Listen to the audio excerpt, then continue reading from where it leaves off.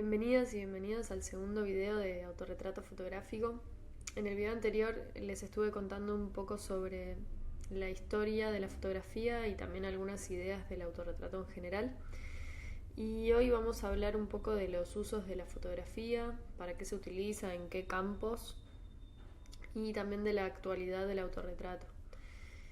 Acá puse algunos usos que se me ocurrían de la fotografía, que obviamente no son todos, ¿no? Pero como para ir pensando en dónde la vemos a la fotografía, puede servir para registrar, por ejemplo, un acontecimiento de cualquier tipo, o sea, nada, un partido de fútbol, una guerra, una manifestación, para registrar algo que vivimos en el cotidiano, o sea, un registro de que algo sucedió.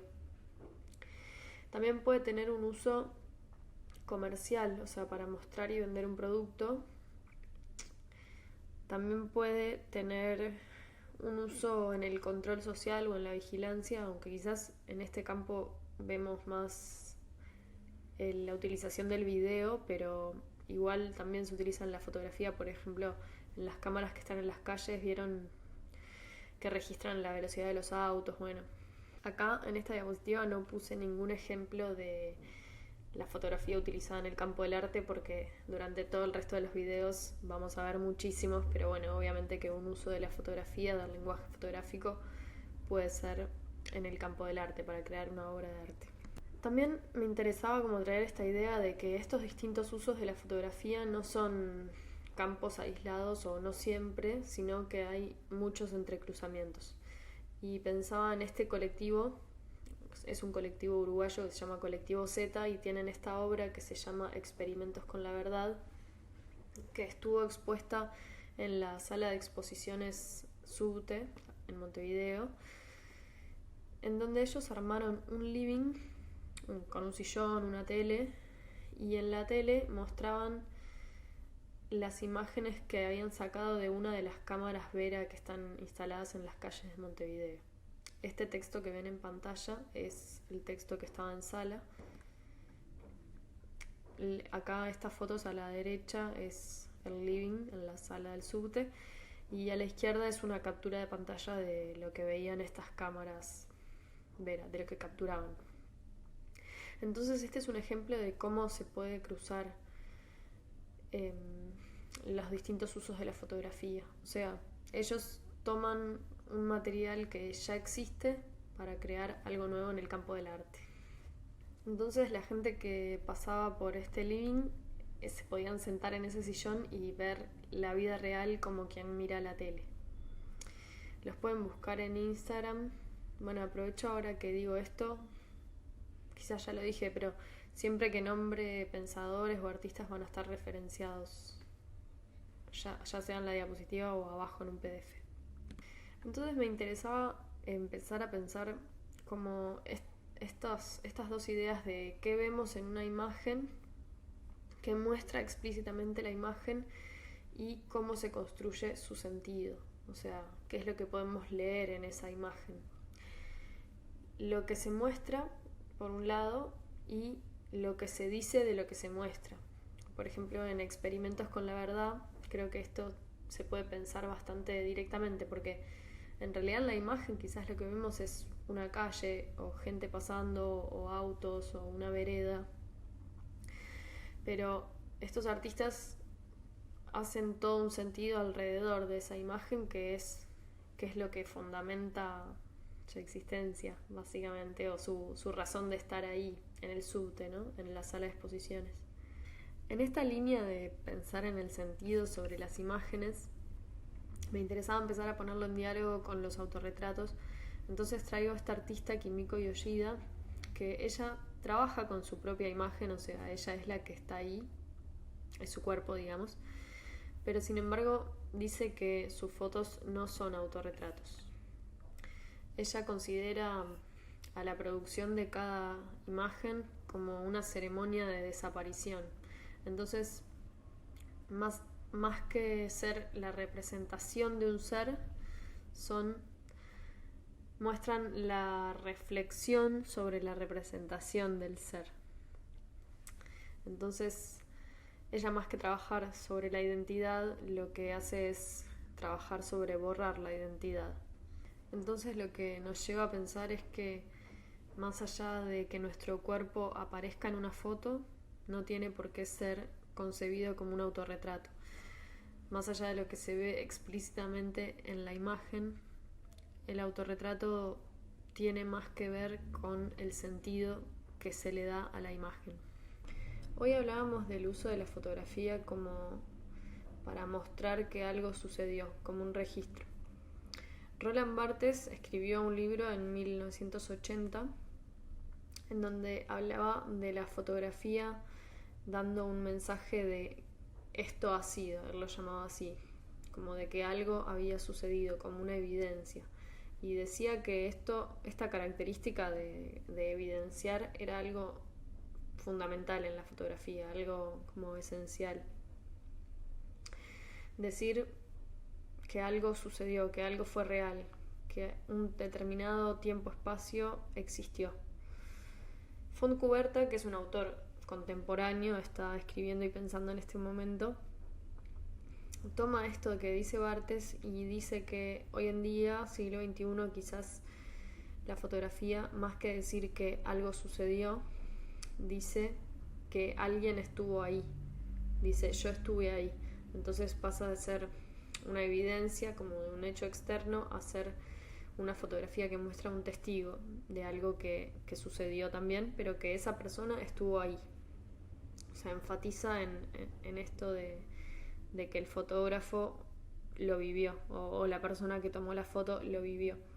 Pensaba como para bajar esto a un ejemplo concreto, por ejemplo cuando estamos en una marcha o en un toque de música, en un evento así por ahí masivo, cómo estamos ahí y sacamos fotos o nos sacamos a nosotras mismas o nosotros mismos una foto y la subimos a las redes y en realidad o se la compartimos a alguien o lo que sea, y en realidad sabemos que seguramente a los pocos días vayan a aparecer unas fotos increíbles de ese acontecimiento, porque muy probablemente hubiera fotógrafos y fotógrafas ahí, pero está esto de querer sacar la foto rápido y como algo personal, como yo estoy acá, y compartirlo y mostrarlo. Entonces, no sé, me parecía que este podía ser un ejemplo como para pensar en esto del testigo. Bueno, Fontcuberta es mega interesante, lo pueden buscar. Tiene un libro que se llama La furia de las imágenes, que habla de un término que él utiliza que es postfotografía, que está vinculado al exceso y a la saturación de imágenes. Y encontré una conferencia de él hablando sobre eso, así que también se las dejo en las referencias, hablando sobre ese libro y un poco de estas ideas. Entonces este uso de la fotografía del que estamos hablando está vinculado a la vida cotidiana, a la comunicación, al uso de redes sociales y a la forma en que vivimos hoy en día, ¿no? Como esto que ha cambiado durante los años en el uso de la fotografía o en su esencia o en su fundamentación, también muestra un cambio en nuestra forma de vivir y en nuestra forma de vincularnos. Qué sé yo, ahora, hoy en día, quizás, no me acuerdo, en una charla hace mucho tiempo, alguien puso el ejemplo de que en una conversación, a veces por WhatsApp, por ejemplo, quizás te preguntan ¿en qué andabas? ¿Qué estás haciendo? O ¿cómo estás? Y vos respondés con una foto, ya como ni siquiera le decís estoy merendando, sino que le sacás una foto a la merienda y la mandás. Entonces como el uso de la fotografía está haciendo como de comunicación inmediata, instantánea. Una autora contemporánea que ha escrito sobre esto es Ana Bayó, que tiene este artículo que está de más, que se llama La construcción y simulación de la identidad en la fotografía del autorretrato del siglo XXI. Básicamente es un análisis sobre las selfies. Ella dice que una selfie, que todas las selfies comparten un esquema común. Por un lado está el rostro, que identifica rápidamente a la persona, y por otro lado un escenario que también es reconocible, es un tiempo-espacio reconocible, como podría ser una playa, un parque, un toque de música, etc. Entonces ella habla de que hay un acto paradójico en, en el acto de la selfie, que por un lado la persona busca de alguna forma una autoafirmación, o sea, decir, acá estoy yo, esta soy yo, esto es lo que estoy viviendo. Y por otro lado, cuando esa imagen es compartida en las redes sociales, se disuelve en la masificación de imágenes. O sea, el sujeto desaparece en una forma serializada de autorretratos. Ella habla de una representación masiva y homogénea del sujeto, o sea, mucho y todo igual. Está muy interesante el análisis que ella hace de la construcción de identidad en cuanto a esto. Bueno, nada, también ahí dejo el enlace por si quieren buscarlo. También pensaba en todo esto que compartimos en redes y cómo la selección que hacemos de lo que subimos ya es una especie de filtro.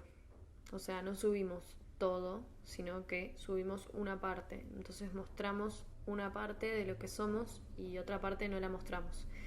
Que eso igual como en mayor o menor medida ha sucedido durante toda la historia, ¿no? Como esto de lo público y lo privado, lo que se muestra y lo que no. Ahora, con el uso de las redes sociales, hay como una tendencia hacia que lo privado también se muestra, o sea, lo que antes era catalogado como privado, ¿no? Porque también son construcciones sociales, qué es lo privado, qué es lo público, qué es lo que se puede mostrar y lo que no, digamos. Pero bueno, eso me parecía interesante pensar en esta idea de la selección como un filtro. También pensaba en los filtros de Instagram, que la vez pasada los traía como este lenguaje tan característico de esta época y, y que incorpora como un montón de elementos a nuestra imagen, a nuestra subjetividad en algún punto, porque también como todo eso nos va construyendo y va construyendo un tipo de persona como afectada por todos esos estímulos. No sé si un tipo de persona, pero bueno, como personas afectadas y atravesadas por todos esos estímulos visuales que incorporan determinados elementos.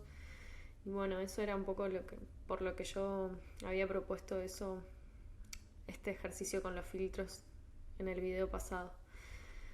También en esto de las redes sociales que da para pensar y para hablar un montón.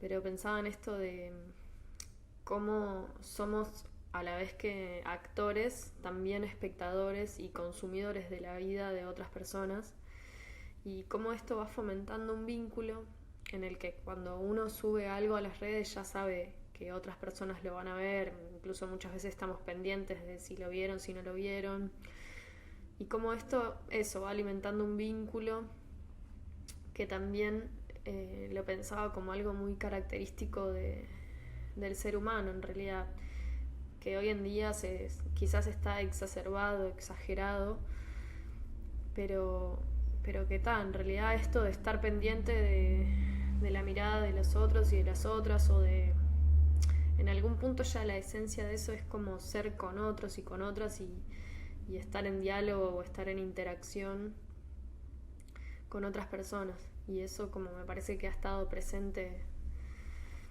en la existencia humana, ¿sí? Como seres sociales, por resumirlo así muchísimo, ¿no? Igual en el video que viene quería como profundizar en esto de la mirada de los otros y las otras. Bueno, y pensando en esto de cómo publicamos nuestra imagen en las redes sociales, quería mostrar el trabajo de esta artista, Amalia Ullman, que es argentina. Ella durante 5 meses en el año 2014 estuvo subiendo fotos a su Instagram en las que fue armando una ficción como si fuera ella, o sea, como si fuera su propia vida. Entonces iba encarnando distintos estereotipos de mujer. Ella estuvo investigando como las tendencias más populares de cómo se representaban, cómo se presentaban las mujeres en las redes sociales, y tomando eso fue armando toda una historia. Entonces obviamente que la gente que lo veía no sabía que era una obra, ¿no? O sea, pensaban que era la vida de Amalia Ullman.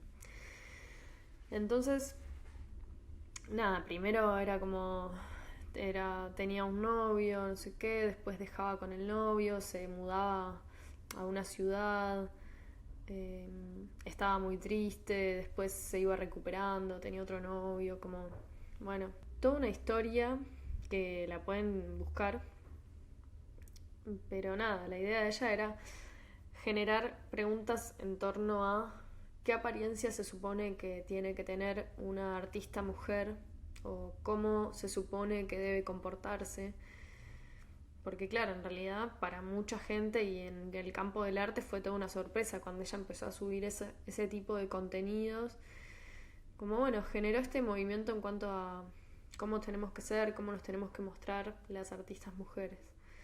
Y me pareció un buen ejemplo para pensar justamente en esto de cómo nos mostramos y en la virtualidad y además desde el campo del arte.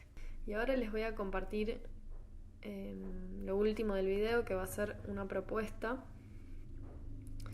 Acá pongo esta cita que aparece en el texto de Ana Bayó, que dice: disimular es fingir no tener lo que se tiene, simular es fingir tener lo que no se tiene. Lo primero implica una presencia y lo segundo una ausencia. Entonces estas frases ponen en juego el disimular y simular, el tener o no tener, la presencia ausencia. Y me parecía que estaba bueno para pensar todo lo que habíamos estado hablando hoy. Entonces lo que les voy a proponer va a ser teniendo en cuenta esta frase, esta idea. La idea es que agarren sus celulares y de entre las fotos que tengan ahí, elijan una que se hayan sacado ustedes mismas o ustedes mismos. Y que sin pensarlo mucho, como bueno, elegirla y describir cómo los muestra. Les invito a que lo escriban eso porque me parece que siempre como facilita el pensamiento. Entonces describir cómo los muestra teniendo en cuenta esta cita que les comparto. Y a partir de esas anotaciones que hagan un autorretrato fotográfico.